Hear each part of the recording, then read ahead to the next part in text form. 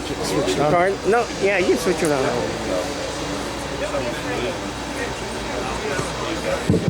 Test one. Yeah. Okay.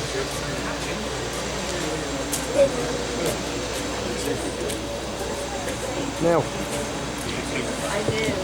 Arda. Arda. Attention, please. I'm always looking for attention.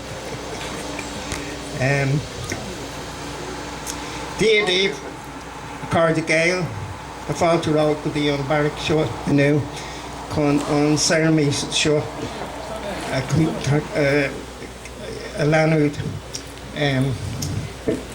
Our first speaker today will be Ruan O'Donnell, who is a leading expert on this period of Irish history, the Civil War, but also he has published major works on Robert Emmet, on 1798, and a very important work on the rebels in Wicklow during the 78 rebellion.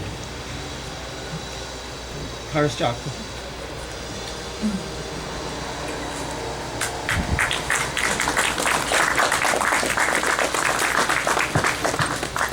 Thanks for that introduction, Michael. Good to see a turnout at a slightly somewhat unsociable hour in the day, but you're all here, and that is here. That's important. The fact that we're inside a decommissioned Irish Army barracks, where people were not only held here but shot to death by former comrades, is extremely significant. I'd like to congratulate all involved for making this occasion viable. This was not a foregone conclusion. This is not something anyone should take lightly, in my opinion. Now, Liz will be speaking later on, and she's going to talk about young Spooner and his comrades. So I'm going to introduce, in some way, the background to the callous, brutal, illegal, immoral, and disastrous execution policy pursued by the bloodthirsty aspects of the Irish Free State government.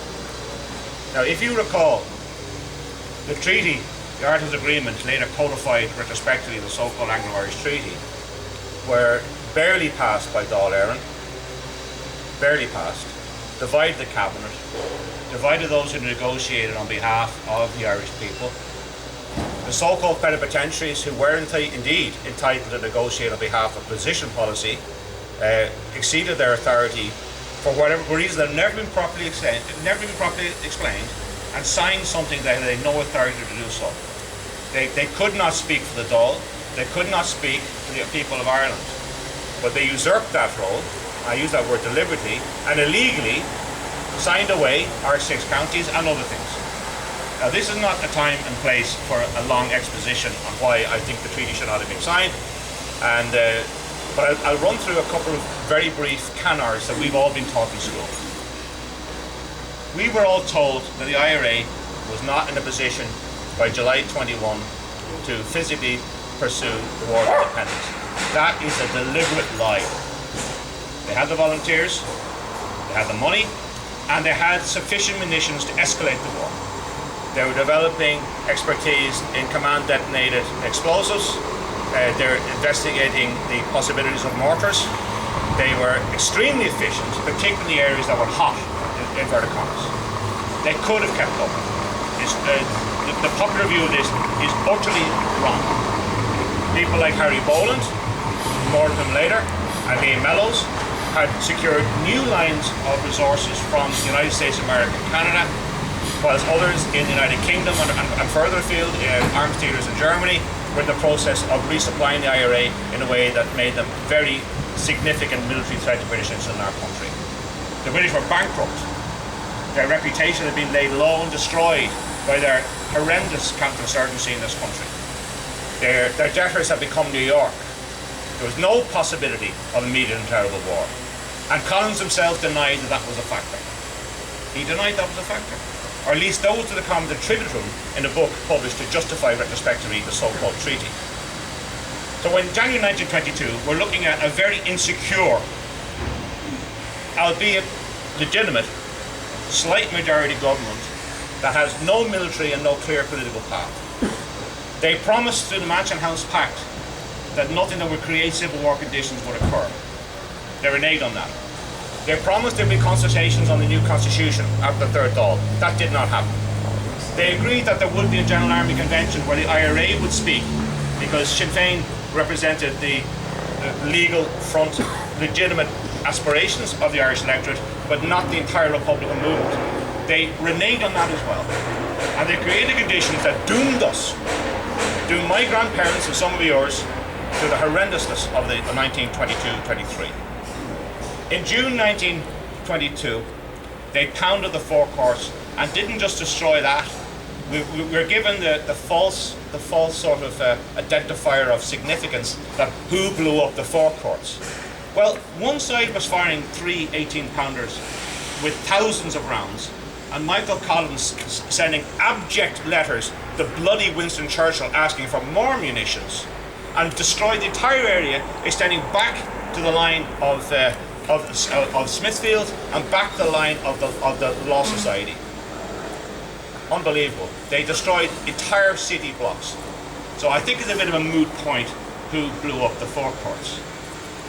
The people there, many of whom were arrested, some of whom just declined to escape, specifically the Mellows, on the grounds they did never expect their former comrades to put them against the wall and shoot them on the Feast of Immaculate Conception, the 8th of December of all days. Never thought it would come to that.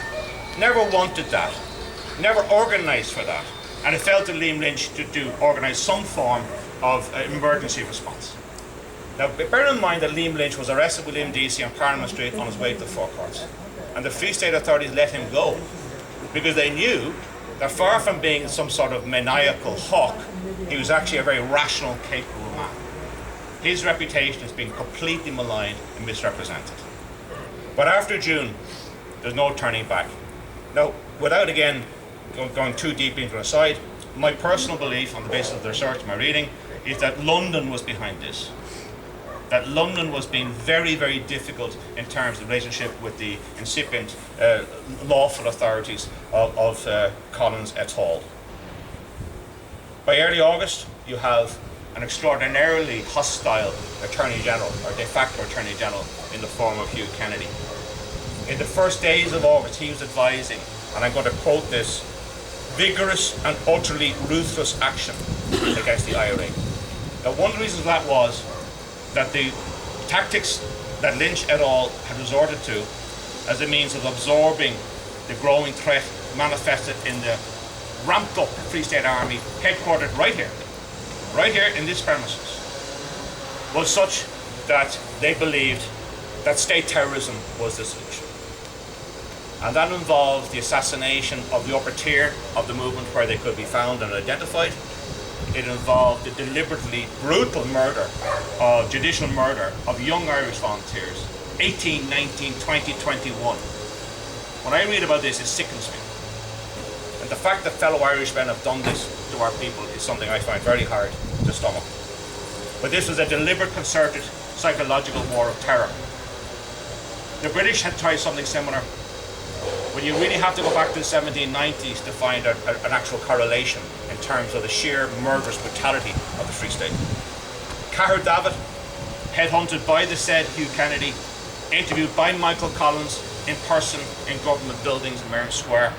Cahir David was brought in to create military courts. And the last significant political act of the assassinated Michael Collins, killed by British intelligence in my opinion, was to affirm the role of Cahir David as Judge Advocate General of the Irish Army.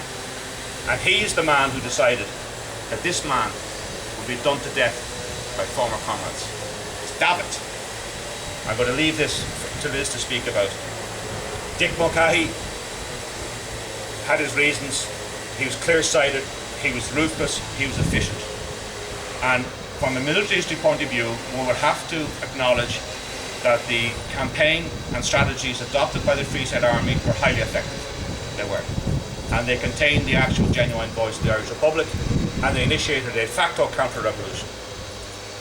It was David who confirmed or procrastinated or denied the decisions of the military tribunal. What sort of country needs a military tribunal where there's effectively no legal representation? Look at the fate of Erskine Childers. Very likely, 4 men were shot dead in Kilmainham to cover the fact that they were dying to shoot Erskine Childers. Why would you shoot Childers? They killed Boland in Skerries, allegedly going for a gun. No one believes that, and anyone who believes that is a fool. Read about it. Ruan, although no longer in the higher councils of the Supreme Council of the Irish Republican Brotherhood, was still a totemic figure within hardcore ideological Republicans. Dead, killed in action, died from wounds. Childers, a gifted propagandist, a gifted ideological Republican, done to death. And shot here when an appeal to the High Court was pending. And that's significant and deliberate. There was a danger that there could be a test case because the legality of the execution policy, which had been in gestation since early August and not after the death of Collins, prior to the death of Collins, the gestation of that policy could have been subjected to legitimate challenge. Look at the structure of the civil service and judiciary of the time.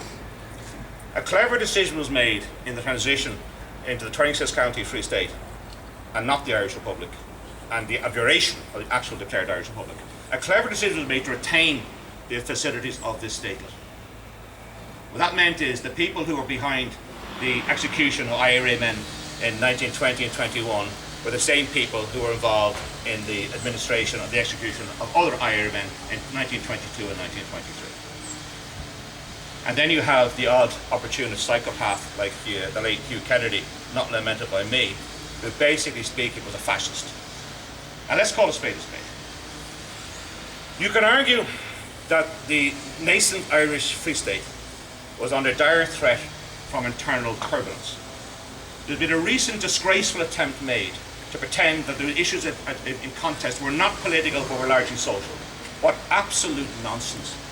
Read a bloody book. Read the bloody newspapers. What nonsense to ascribe that. Anarchy in Galway because someone's stealing someone's cattle and subdividing land.